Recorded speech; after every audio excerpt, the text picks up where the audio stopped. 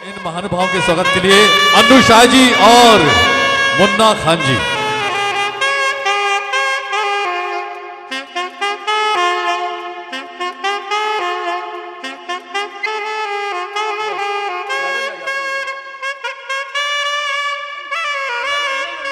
और मैं आवाज दूंगा समाज सेवी सम्मानीय आलोक तिवारी जी से, जो कि पदार्पण कर चुके हैं मंच पर। सातारा मंदिर आलोक भैया, आलोक तिवारी जी।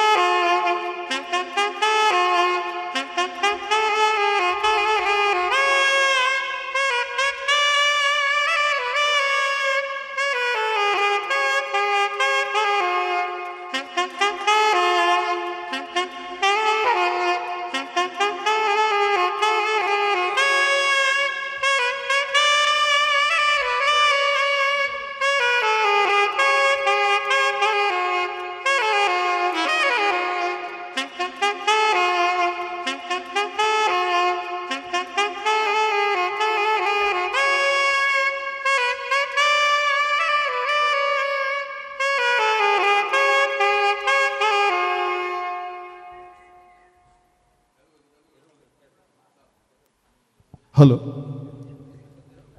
दोस्तों, आप पहले तो जितने लोग भी हमारे इस प्रोग्राम में शामिल हुए हैं, मैं उनका तहे दिल से शुक्रिया अदा कर रहा हूं। सब लोगों के नाम नहीं ले पा रहा हूं क्योंकि मेरा पहला प्रोग्राम है और मुन्ना भी वाकिफ़ नहीं है लोगों से, फिर भी कोशिश कर रहे हैं, अमित मदद कर रहे हैं काफ़ी। जिन लोगों का नाम नहीं लिया जा रहा, मैं उनसे क्षमा चाहता हूँ, आज माफ़ कर दीजिएगा। मैं अपने गुरु ध्रुव कुमार गुप्ता जी, जो मेरे पहले गुरु हैं, रजनीकांत त्रिवेदी जो हैं, जिनका अभी तस्वीर लगी, उनको हम लोग फूल माला पेश करेंगे। तो उन्होंने मुझे कहा कि कॉमेडी सीखना है तो ध्रुव कुमार गुप्ता जी के पास जाइएगा।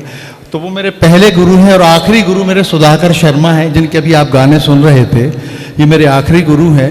और बीच में फिर हमारे बहुत सारे गुरु हैं। ए बंगाली फैज साहब हमारे गुरु हैं, इनके साथ मैंने कई फिल्में लिखी।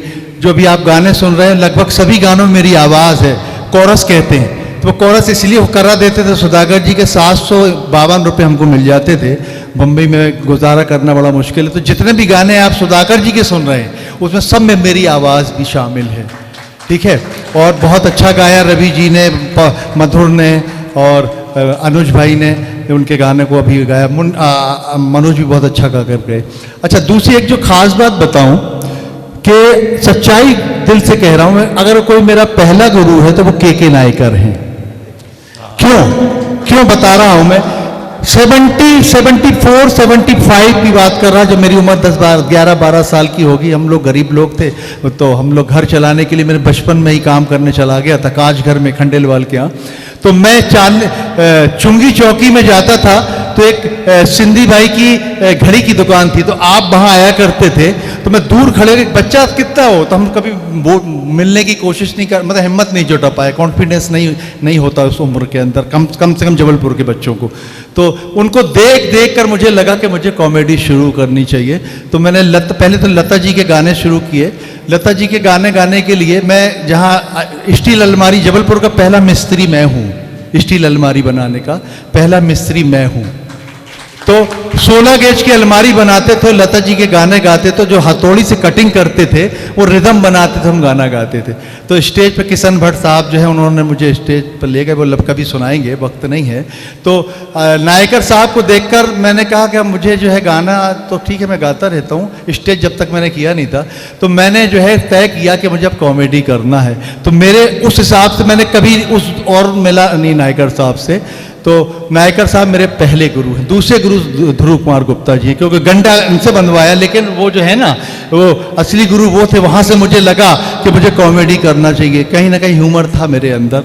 और कभी वक्त रहा तो नायकर साहब के बारे में बहुत कुछ बताना बाकी है, क्योंकि फिल्म इंडस्ट्री की जो बड़ी बड़ी तोप है ना, राजू श्रीवास्तव, जॉनी लीवर, ये सब कदमों में बैठे देखे मैंने अपनी आंखों से नायकर साहब के। ये हमारे लिए गौरव की बात है। बहुत मतलब हम जहाँ बैठे हैं ना, हम कभी बताते इसलिए नहीं है कि आप लोग के बीच में रहना, ज़्यादा बड़े हो जाएंगे ना तो हम आपके बीच में बैठ नहीं पाएंगे। बहुत काम किया, 200 से ज़्यादा सीरियल, 40-50 फिल्में, पूरे 40 मुल्कों में सफ़र किया है मैंने। यहाँ इसलिए बिल्कुल डाउन टू अर्थ रहता हूँ कि आप लोग जो है ना बना दूरी बना लेंगे मुझसे, इसलिए सब मेरा नेचर भी वैसे, वहाँ भी ऐसे ही रहता था मैं, है ना। तो नायकर साहब जो हैं हमारे लिए जबलपुर की नहीं, हिंदुस्तान की धरोहर हैं, याद रखिएगा। ये मैं इस मंच से बोल रहा हूँ, बहुत बड़ी बात कर रहा हूँ मैं। इनके जैसा कोई मिमिक्री आर्टिस्ट हिंदुस्तान में नहीं हुआ, ना कॉमेडियन हुआ। सोचो ना, जॉनी लीवर सबसे बड़ा कॉमेडियन कौन? जॉनी लीवर। मेरे ऐसे बैठे देखा मैंने, अच्छा राजू भाई, सुनील पाल, ये सारे लोग दीवाने हैं, बुलाते भैया आ जाओ नायकर साहब, अभी होकर आए पिछले महीने, मैंने देखा, समझे ना। तो ये बहुत बड़े लोग हैं। और ये आलोक तिवारी हैं, ओमकार प्रसाद तिवारी जो यहाँ के विधायक मिनिस्टर थे, उनके बीच वाले बेटे हैं आलोक तिवारी। बेपनाह भाइयों की तरह प्यार करते हैं मुझे, दिल तोड़ का। ये जो कला भीतका का प्रॉब्लम है ना, ये दूर करेंगे। मेरे साथ बोला है उन्होंने, मेरा दोस्त है मिनिस्टर, मेरे साथ चलना। मैं नहीं टाइम दे निकाल पा रहा, मेरी कुछ पर्सनल प्रॉब्लम है। तो ये मेरा छोटा सा इंट्रोडक्शन था। और मैं अब चाहूँगा कि नायकर साहब कम से कम 2 शब्दों में बड़ी बातें करते हैं। अरे भाई, ये जबलपुर शहर का हर शख्स कलाकार है, क्योंकि मैं कई दफ़ा कह चुका हूँ कि हमारे जबलपुर में अगर कोई पत्थर उछाले तो 2 ही लोगों के सर पे लगे, एक तो कलाकार के, एक कलहकार के। ये 2 ही लोग ही रहते हैं। अभी जो हमें उन्होंने कहा है अपना YouTube खोल के लाफिंग कलर्स और क्या कहते हैं वायरल वाणी के नाम से लिख लीजिए, खोल लीजिए, तो अभी ताज़ा 3 घंटे 25 मिनट का एक इन्होंने हमारी रिकॉर्डिंग डाली है। उसके बहुत सारे अंश भी आ रहे हैं, मगर पूरी रिकॉर्डिंग है master of the stand up comedy. तो देखिए, सिर्फ इतनी सी बात मैं कहना चाहता हूँ कि जबलपुर शहर में, अगर मैंने अपने उस इंटरव्यू में भी कहा है कि अगर यहाँ 5 महीने भी अगर कोई मालवीय चौक पे खुले मंच पे अगर कोई कंपटीशन करा दे तो 24 घंटे 5 महीने तक कलाकारों की कमी नहीं होगी। क्योंकि ऐसा कोई शख्स नहीं है जो जबलपुर का कलाकार नहीं है। नर्मदा की बहुत बड़ी कृपा है। और वैसे भी इस पता नहीं शहर के पानी में क्या असर है, क्योंकि हाथ से तो घर घर है, ऐसा असर है। और अनु भाई ने बहुत ज़्यादा बोल दिया।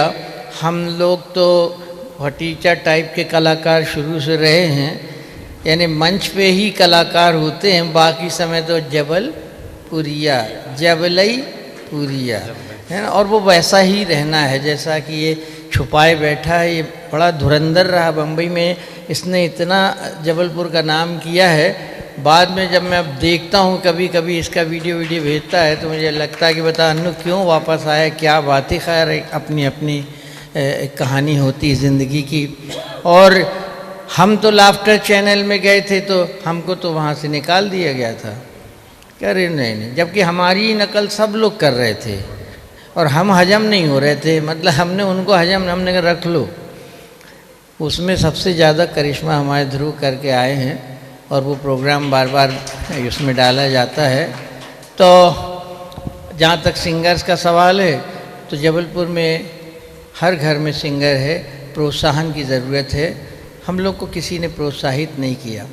और जबलपुर में 2-3 चीज़ें बड़ी ख़तरनाक हैं कि धन्यवाद 1 आध महीने बाद मिलता है, पैसा तो मिलता ही नहीं है ना। तो हम लोग इसकी चिंता नहीं करते, मगर मान सम्मान जबलपुर में बहुत ज़बरदस्त है जबलपुर को उठाने के लिए, क्योंकि लोग अब तो नाम से शहर को पहचानने लगे हैं। और एक और ख़ासियत बोलना चाहता हूँ कि संस्कार धानी का अर्थ मैं उस इंटरव्यू में दे के आया हूँ, अभी आप लोग देखेंगे हैं। लाफ्टर कलर्स में मतलब लाफ्टर वायरल वाणी के नाम से है वो लाफ्टर का, तो लाफिंग कलर वायरल वाणी। तो उसमें मैं सिर्फ एक ही बात मैंने यही कहा है कि साहब इस शहर की हमारे यही खासियत है कि जो भी इस शहर से उठा, बाहर जाके नहीं उठा, इसी शहर में रह के पूरे भारत में उठा। चाहे रजनीश ले ले, चाहे महेश योगी ले ले, गुरुदेव परसाई जी को ले लें, है ना, और इनको भी लो ये भी वही हैं, इन्होंने भी जबलपुर छोड़ा नहीं, ये तो कार्यक्रम करते अपने शहर में आ गए। और भाई